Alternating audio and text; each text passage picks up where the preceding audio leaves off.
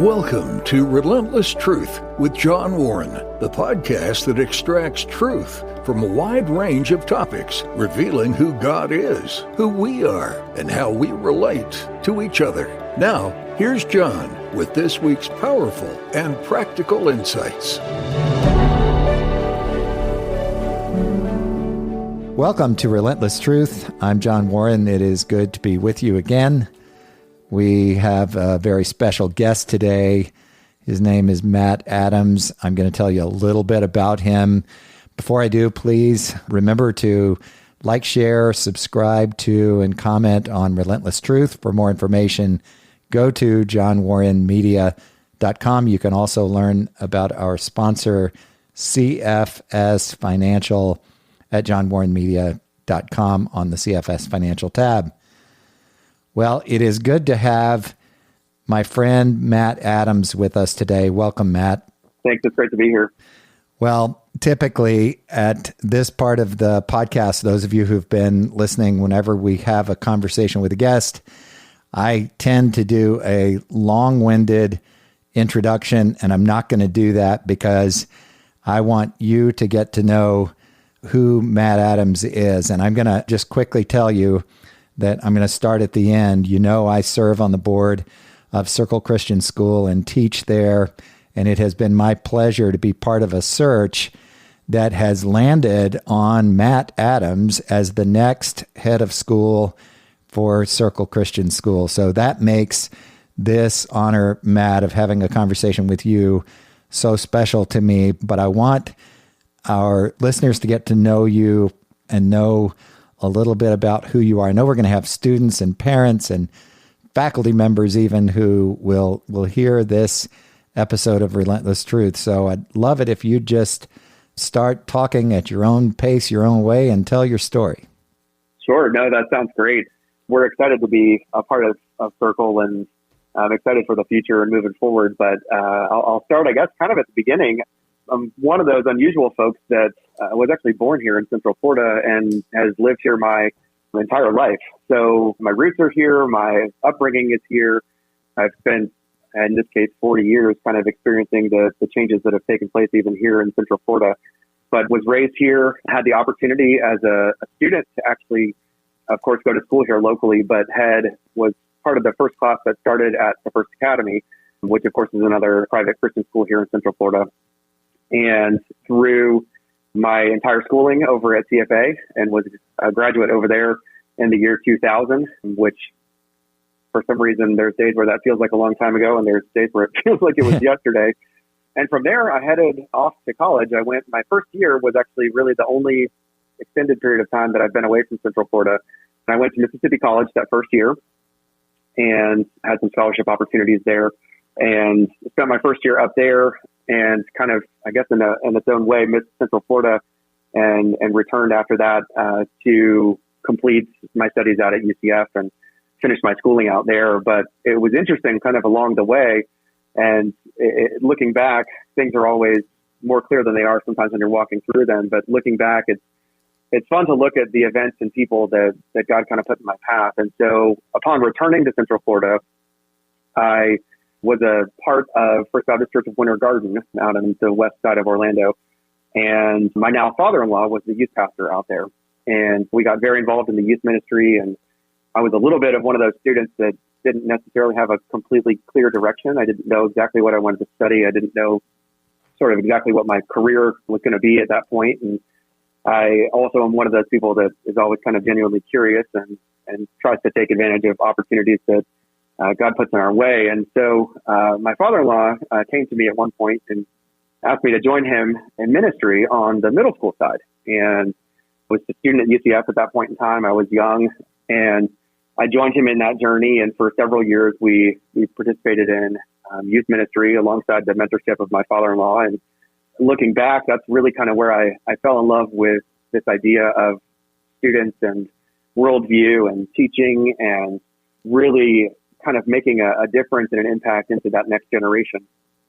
And it really gave me an opportunity looking back to learn and to grow and to really be mentored by, in this case, my father-in-law, that he walked alongside and and taught me a lot during that time period. So we had a pretty unique opportunity there that I kind of look back on as a means that God kind of really pointed me in the direction of education. And so that actually influenced some of my time at UCF. As I mentioned, I went into college a little bit one of those students of with just not a completely clear direction. And at that point, I started studying specifically in the direction of education and history and that path. And so I eventually graduated from UCF and moved into a teaching position actually at the First Academy as well.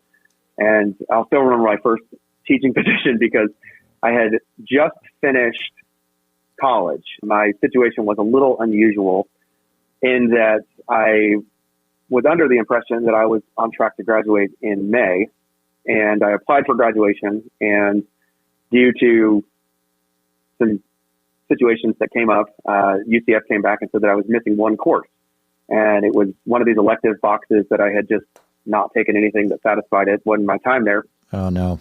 And it was a little frustrating. But, again, I look back on it and kind of go, okay, it all was just part of the plan and part of the process. And so I ended up registering for a summer course and completed it. It was actually one of the best courses I took out there. I still remember it. And ultimately, I graduated in August, which for someone that's looking to go into education is a little bit of a challenging situation because schools are generally looking to fill their positions much earlier in the spring. Right. And so I was put into a situation where I didn't have a great deal of opportunity that was open and available. And so I started looking. I wasn't really getting anywhere, and we're right up against the start of school. And it was actually my wife who said to me, have you reached out to the private schools in the area? And I'll admit I had not at that point in time. And so I sent an email to a friend over at the First Academy and just simply asked the question, are there any openings? And she quickly got back to me and said, well, we are looking for a history teacher, but it would be an AP position, and that just really doesn't feel appropriate for a first-year teacher, which I quickly agreed with. Right. And we kind of left the conversation at that, and I continued to search. And as the plan would work out, I actually woke up the next morning and had a text that said, call me as soon as you get this, from the person that I had talked to the next day or the previous day. And so I did. I reached out, and as it happened, the 7th grade world history teacher had resigned that morning. Now, keep in mind, we're approximately a week before the beginning of school. And my friend over there, I still remember the conversation. She's recanting it to me or recalling it, with me. And she said, as he's apologizing for feeling like he's leaving us in a bind, she said, I said to him, sometimes God knows the plans. And she said, it's very clear in this case. She said, he gave me the steps that I needed to complete, and we worked through those steps very quickly. And so even in that situation, that first sort of teaching job was very much a God moment. It was a position that I really wasn't expecting coming out of school in August and knowing a little bit of what to expect in the education space. And so I moved into that space. I was teaching 7th grade world history, which I think I mentioned before, and got started and had a fantastic group of students that first year, and really that was the beginning of the teaching journey. And so I spent the first number of years, teaching that 7th grade world history class. After about 2 years, I had a coworker that was in administration approach me about beginning a new AP course that they wanted to kind of initiate. And so I got to do kind of the initiation of that and the beginning and the planning and coordinating of starting that course over at the First Academy, which was a great learning experience. Again, another experience where I really benefited immensely from, the mentorship of someone that had been involved for a very long time. And so we navigated through that process and ultimately moved into a situation where I was asked to progress and actually start a second AP course, and ultimately spent about 15 years at TFA over at the First Academy doing everything from middle school, world history, of course, where I started. At one point, I taught 8th grade U.S. history. I also started AP human geography and AP psychology.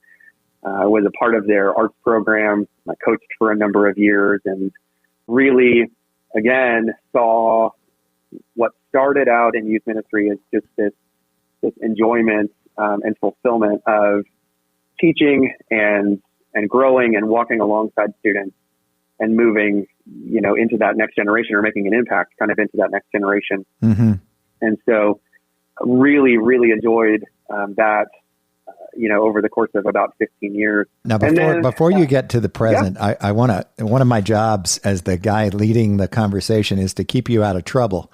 Okay. So I've got to protect you from yourself and ask you to talk about the most important event in your life, or certainly one of them. You got married somewhere along the way. Absolutely. During this process. And yeah. I know you were focused on your vocation, but at what point did that occur? Because you didn't know at the time, I mean, this is obvious, I guess, that your future father-in-law was impacting your life so significantly, you didn't know he was going to be your father-in-law. So I didn't. At what point did he become your father-in-law? And tell us about how that happened. Yeah. So, on the, I guess the more the family side, you're right. I was focused more on the vocation work side, but my wife, Angela, and I, we actually met in high school and were very good friends through high school and spent that first year. Actually, she was at Mississippi College as well. And that was where we first started dating. I didn't know that. When we came back so that was where we first started dating. And then when we came back, that was really what led to that interaction with First Baptist Winter Garden, because Angela had grown up out there. Her dad, I don't know the exact number of years, but he was the youth minister out there for a very long time. And so ultimately we got married in 2005. And like you said, I didn't realize at the time that the interactions that I was having, ultimately he would become my father-in-law. And he still is somebody that I would consider a mentor. I mean, he still is somebody that I can sit down with and bounce things off of and, have kind of real conversations with in today's world, which I'm super thankful for to have. That is a really on both. Rich blessing, isn't it? Yeah, absolutely. And to be able to have it on, with my own family, but also to be able to have it with her family is fantastic. And so we got married, and from there, of course, we stayed here in Central Florida. As I mentioned, we've been here through, really interestingly, for her entire life as well, because she was born and raised out in Winter Garden as well. And so we've been kind of out in that West Orlando section for most of our married life. And so 2005 was when we got married. And then we have two kids at this point in time, Ryder and Ansley, and they're both part of the Circle community as well. My daughter actually just a couple days ago here turned 13. So that was a big milestone for us here recently. But we've got two great kids. Ryder's 8. And they're both part of the Circle community as well. And Ansley loves the arts program, which has been an enormous blessing at Circle for us to be involved in. And Ryder, at the same time, he loves sports. We kind of encourage him to try whatever sport he's feeling like trying next, and just staying active and enjoying those kinds of pieces that we have access to here in Central Florida as well. So it's pretty cool, honestly, to look back and see, like I mentioned before, as you look back, things are oftentimes more clear, but to look back and see kind of the way that relationships that really started in high school ultimately, grew into now my entire family in a real way that is both sides of our family. Because even with those relationships, my parents live very close to us. They're also out in Winter Garden. And Angela's parents are additionally, they're in Winter Garden as well. So we have a fantastic support system out there just for us, for our kids, for really our entire family, which is pretty unique. I think when you look at how close we've been able to stay to the Central Florida community for so long. Well, that's right. Which is pretty neat. So I interrupted you. You were about to turn the corner. You had been at TFA for a while. And I wanted you to talk about your family briefly before you talked about your transition to Circle Christian School. And this is really the part of the story, as you look back, you rightfully assign God's blessing to a number of things in your life, and a number of people and inputs and the like. And And this next part of your story is emblematic of that as well, isn't it? I would totally agree. So the move to Circle was, if I can be pretty candid, was a little unexpected. It might even been a lot unexpected. And as we moved into the spring of 2020, as we're all familiar with at this point, that was sort of the beginning of COVID and private schools looking and making some changes. And in the spring of 2020, I was told that I didn't have a teaching contract for the next year. And if I'm going to be honest with you, that was a little bit of a very surprising, but a little almost earth-shattering, if I could be completely candid. Had to be jolting. Angela and I actually at the time were both working over there, and to learn that I wasn't going to be teaching there the next year, it sent me into a space that was, I think, one that most dads and fathers would move into. And I immediately sort of became focused on, providing for my family. And I started looking, I think as most of us would, really at any means that would allow for that. And in a way that can only be attributed to God's story and providence, I actually got a text message from my mom.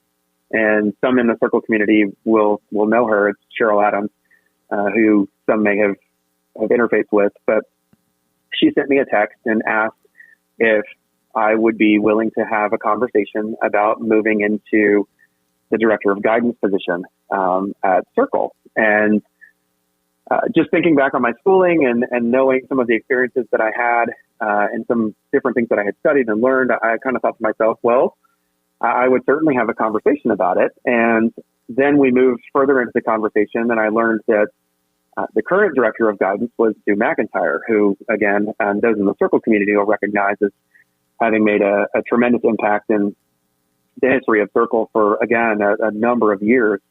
Well, there was an additional connection there. I didn't realize that Sue was at Circle, and I had known Sue back when I was in, I guess it would have been really late middle school, maybe early high school. I don't remember the exact years.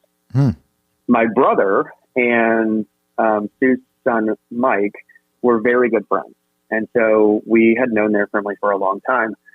And so we kind of started the conversation to see if things would work out. And I was given the opportunity to join Circle again in a way that, I look back and it just, it's a story that only God can write. Almost a week, just over a week from the time I had learned that I didn't have work, about a week later in an environment where, to be honest with you, work was becoming extraordinarily difficult to find, there was an opportunity that was provided, which just felt like an incredible blessing and provision. And so that was kind of our move to Circle. And for those, I'm sorry to interrupt you, but for those who don't know Sure. Sue McIntyre, that had to feel like you're replacing Tom Brady as the next quarterback. Sue is just universally regarded as competent and loving and godly and capable. And I know from a board perspective, we were thinking, and we've known that she wanted to move into retirement. I hope she isn't offended by me calling it retirement, but we've had known for some time that she wanted to make that move. And so we saw it as more of a process, and we were concerned about how in the world was anyone going to follow Tom Brady and be quarterback? And absolutely. And along comes Matt Adams.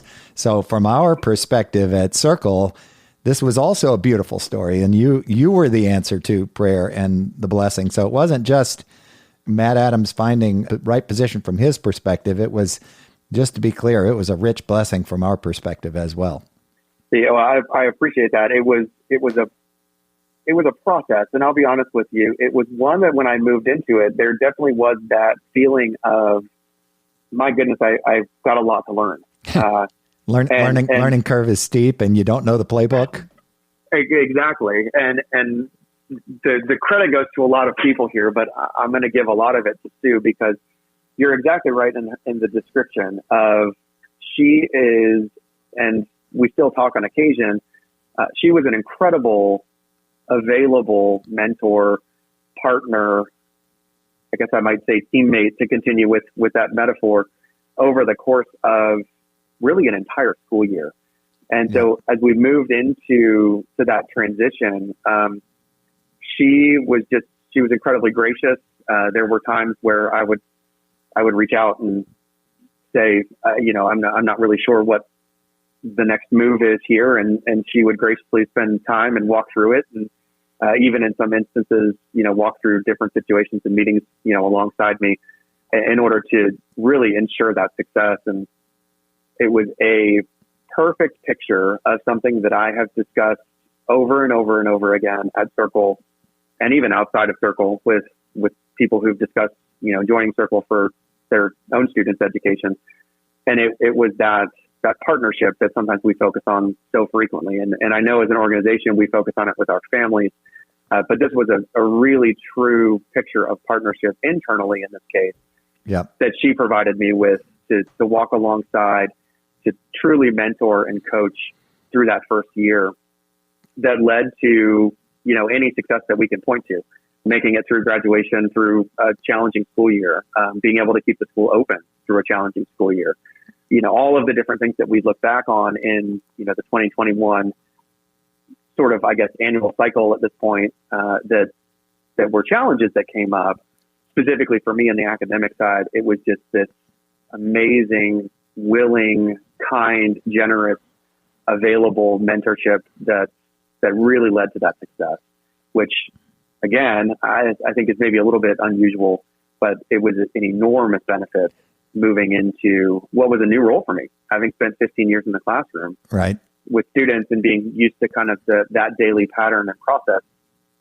But she was an enormous part of really that first year, and not only the mindset, the intellect, the book knowledge, if you will, that is required for that position, but also the culture of Circle and many of those pieces as well that we dealt with through the course of the school year.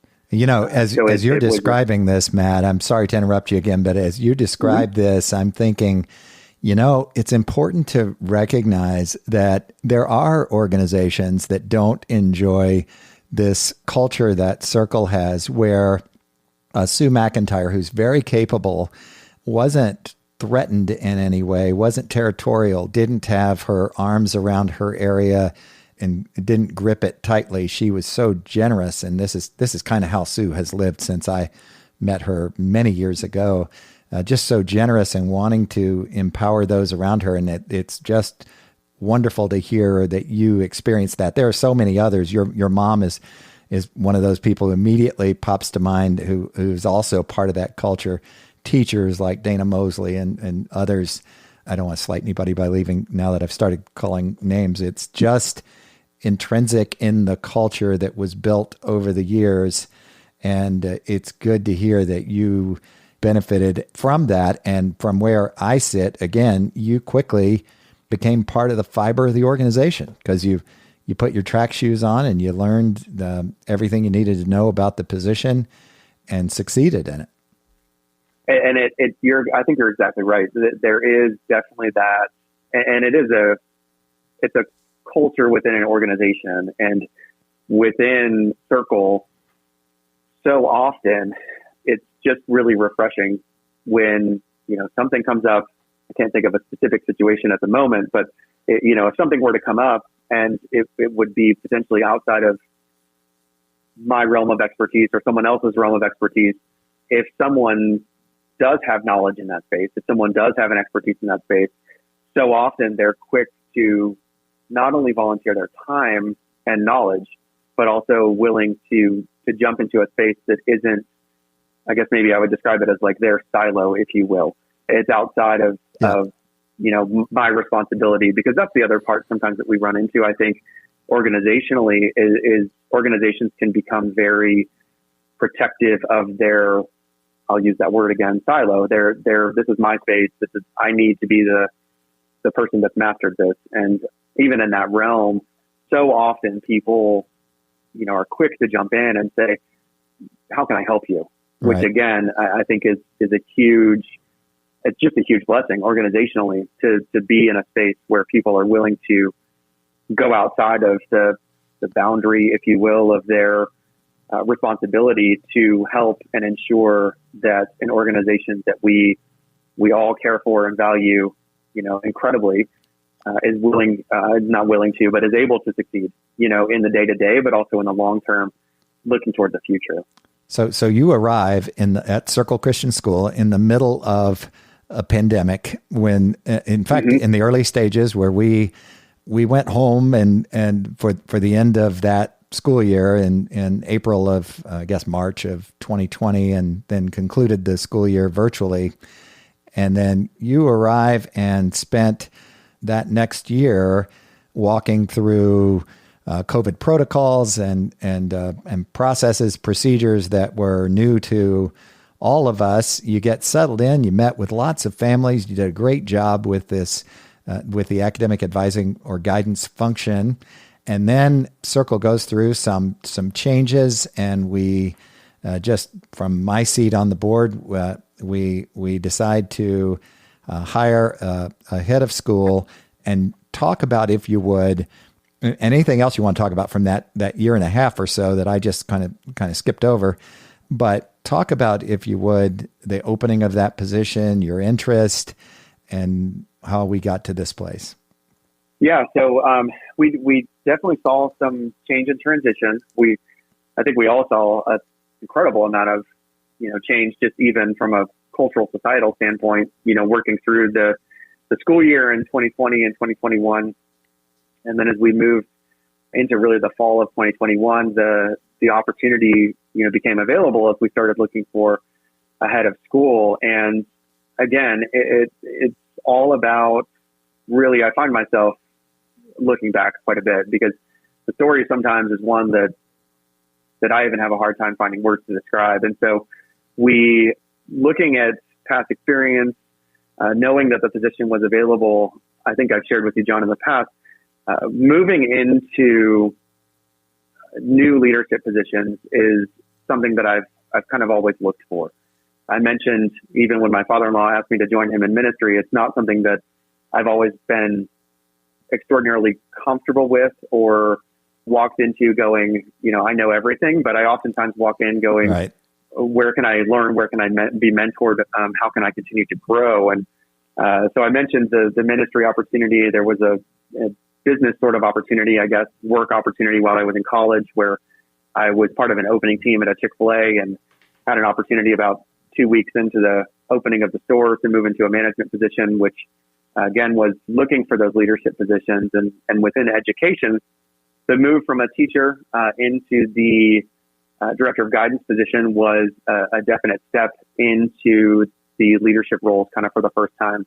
And again, I had tremendous support and mentorship, through that first year, and continued to grow. And even within the idea of, I guess, what we would call self-awareness, developed the ability to do some things and work through situations. And when the head of school position opened, it was kind of the opportunity for, again, a potential move into growth and an opportunity to continue to, I sincerely hope, moving forward, lend skills and experiences and knowledge base. And again, continuing with that idea of teamwork with our fantastic leadership team that we have here, I saw it as an opportunity to potentially be a part of Circle for what I hope is, many years down the road.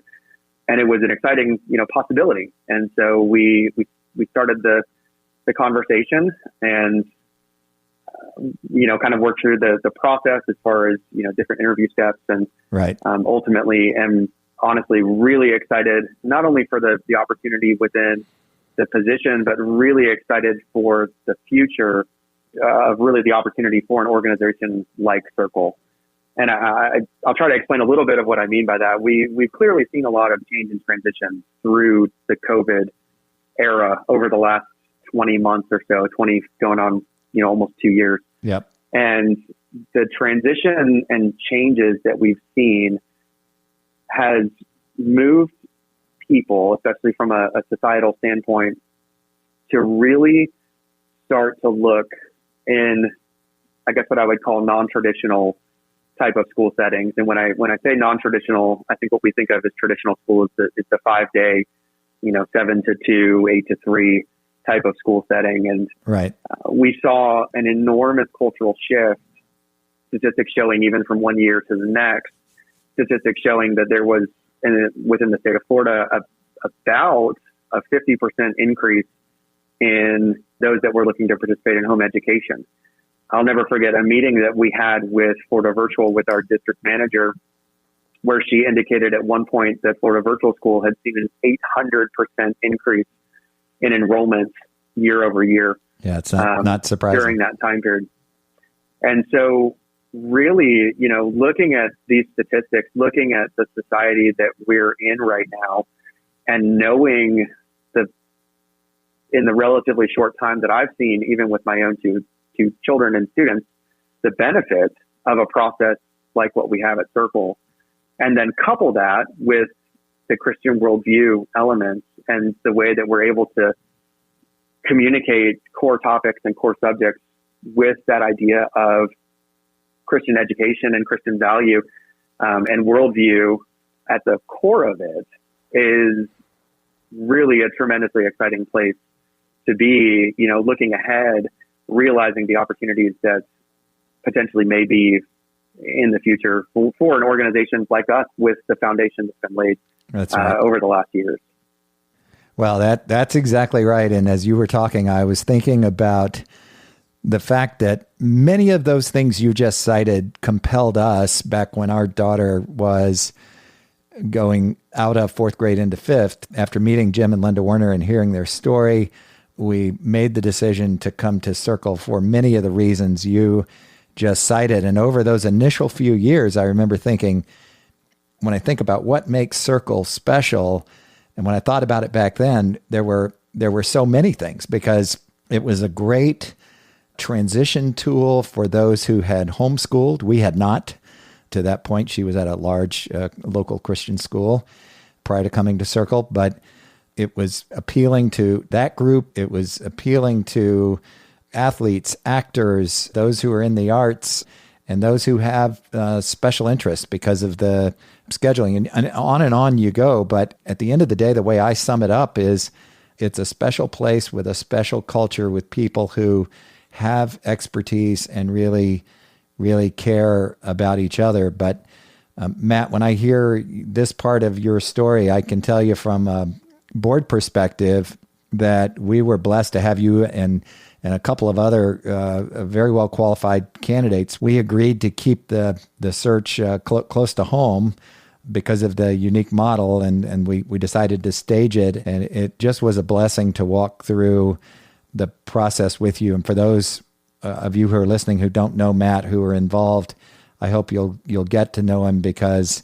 this humble guy who's just telling his story in very plain terms is the guy that you get every day, which affirms that we are blessed and have made the right decision. But I want to ask you, I want to put you on the spot. I want to do a lightning round with you for just a few minutes. And I want to ask you this: how, as you look forward, what are the couple of things that might not be so obvious to people who aren't involved at Circle, but what are the few, one or two or three things that really make Circle special that you would share with the part of our audience that maybe doesn't know what Circle Christian School really is all about? That's a great question. One that honestly I've talked with even friends about that I think is really, again, sort of unique to us, is when you really kind of distill most schools down, there's three areas that schools focus on. Of course, there's the academics, which we can't get away from that. That's, of course, really the most important piece within that. But most schools are also going to have an athletics focus and an arts focus. And one thing that I've learned since joining Circle is that all three of those areas are done with excellence.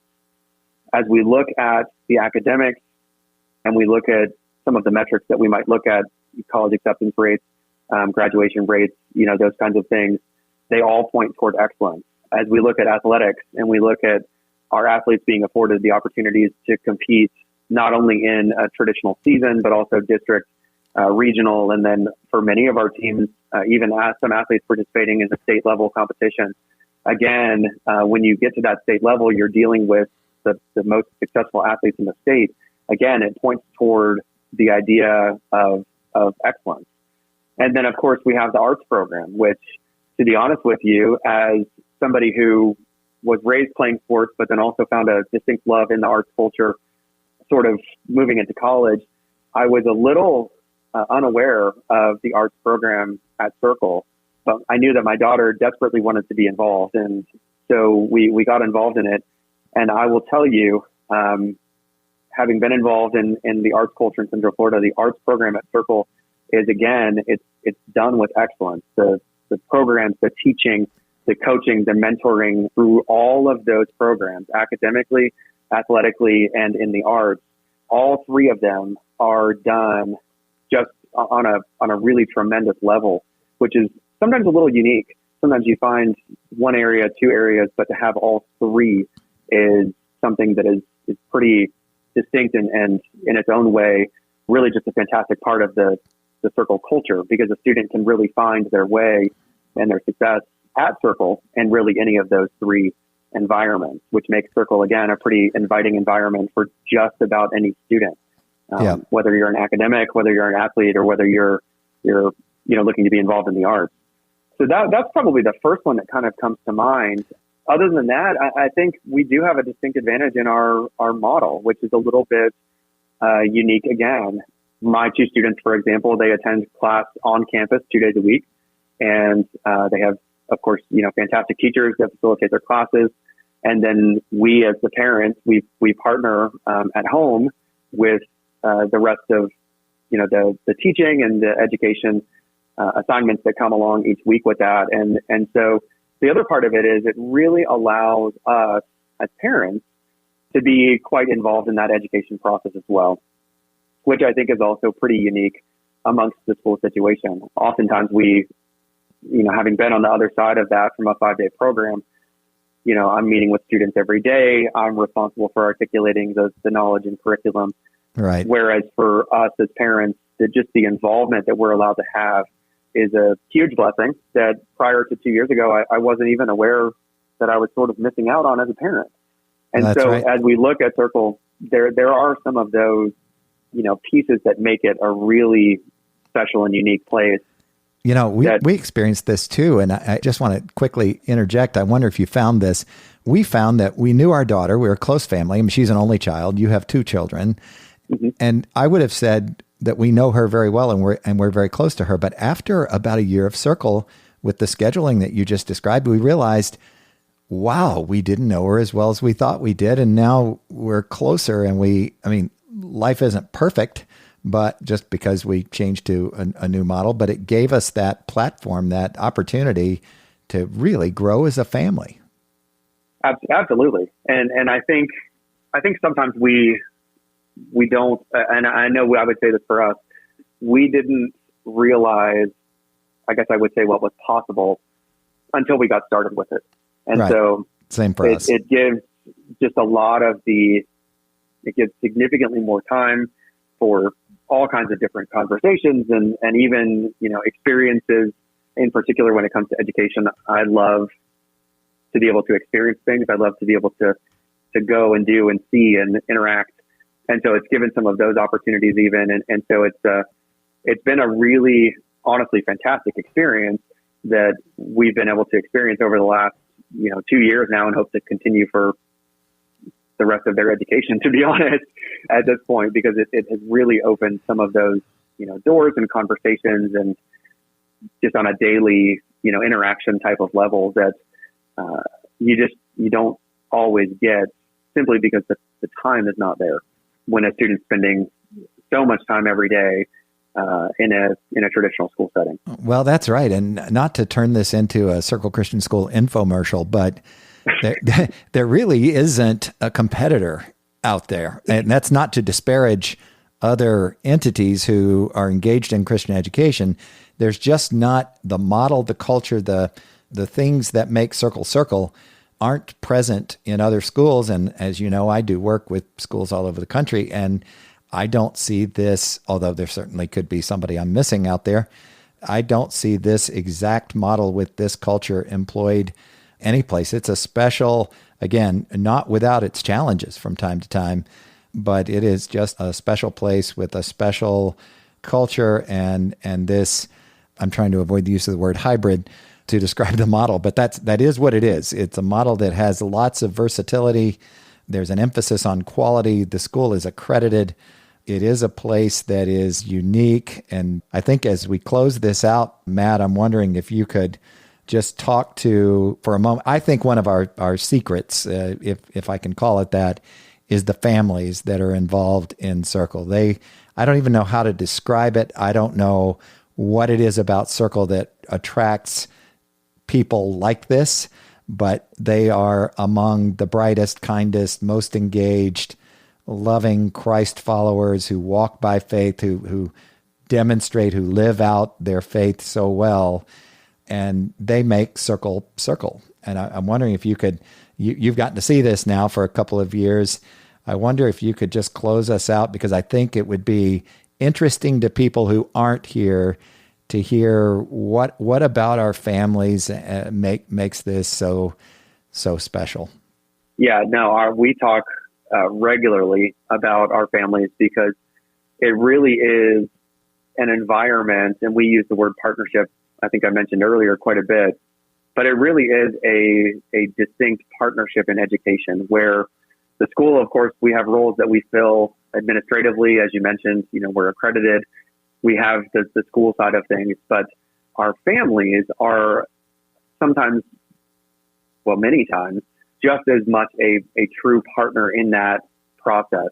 And the way that they support the school from the giving of their time, I think in particular, and this is probably where I've experienced it the most, but when we look at those other spaces, when we look at the art space and the athletic space, and parents that are willing to be involved, not only multiple days a week with their own students at home on the education side and the academic side, but then they're also willing to give just in additional ways outside of that, whether it's being involved in coaching or whether it's being involved in the arts program. I think in my own mind, there's a group of ladies that helps oftentimes with the costuming for the shows that spend hours and hours and hours doing, adjustments and resewing hems and late into the night, sometimes leading up into shows, and just the way that our families are willing to be a active participant in their students' education journey, not only on the academic side, but also in other avenues, is a huge part of what allows, Circle to experience that success. And so when we talk about, and we oftentimes use the phrase parent partnership, when we talk about that, it really is something that is exemplified across the organization. And a huge part of that is our families that are willing to, again, not only participate in the academic side of things, but also to give, additional talents and knowledge and experience that they have in other spaces that really do lead to our overall ability to do kind of what I started at the beginning with, and that's to really do all of these areas with a level of excellence. And it would be very difficult for the organization to have the success that it has without that real partnership from, the school to the family, but subsequently from the family to the school. You said that beautifully, and that's exactly right. I have the pleasure of spending time in class with our students, and they are a special group of young people. I get to hang out with 70 some 11th and 12th graders every week in 6 different classes, 2 courses, 6 sections, and they are just a special group of people, as are their families, and they do work beautifully, I believe, in this model. Matt, I want to close us out with this thought. As you were talking, I was thinking, you really will be embarrassed at this characterization probably, but you really give me hope for future generations, not just your generation, because you are a relatively young leader here as head of school at Circle, but it gives me hope for future generations. If you think about it, if you're in the 12 or so years that you were at First Academy, a kind of a full generation moves through from kindergarten through 12th grade. So if you think about the significance of the work that you're doing, the influence that you'll have here at Circle, it gives me confidence that Christian education is not dead, that in spite of all of the challenges that we see in society and talk about an awful lot, our great hope in Christ gets lived out in people like Matt Adams at Circle Christian School. And I just want to be very clear that it's a blessing to get to come alongside you and partner with you in this effort. And it's been a treat at a time when I know you don't have time for you to take 50 minutes to have a conversation with me here at Relentless Truth. So thank you, and you're such a blessing, and it's been good to have you here. Thanks. I appreciate the opportunity just to talk, and I am, as you said, I'm excited for the future, excited for what we are able to do each day, to be able to, convey academics and knowledge, but to do it in a way that is really at the forefront of the entire conversation is that idea of biblical worldview, Christian worldview, and being able to create that sort of, I guess I would say, mindset, even for our students as they move into, the next stages into the college environment and ultimately into their own, vocations and families, and with the hope and assurance that the foundation that's laid will carry on with them as they move into those next steps. And so that's a huge excitement that I've grown from. It's also, I'll add this as well. It's something that I was taught even in my own time and benefit of that in Christian education and what it's been in my own life. And so I hope oftentimes in many ways to just give the smallest amount, if I can give even just a little bit of that to the students that I come in contact with. I'm excited for the next generation and what they're going to bring to their own families, their own vocations, and to our society as a country.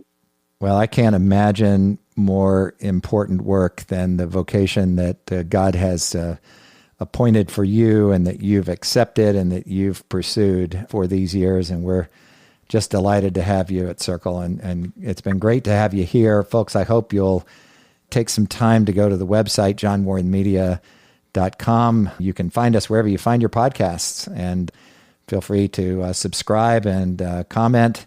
You can contact us through our contact form or by going to john@johnwarrenmedia.com and sending an email. I'm sure Matt would love to hear from you as well. So thank you for being with us, and we look forward to being with you again next time. Thanks for listening to Relentless Truth with John Warren. Please consider sharing this podcast and subscribe to receive future episodes. Connect with John regarding your comments, questions, and show ideas through johnwarrenmedia.com or at John Warren Media on Facebook, Twitter, or Instagram. That's all for this episode. Join us next week for another edition of Relentless Truth with John Warren.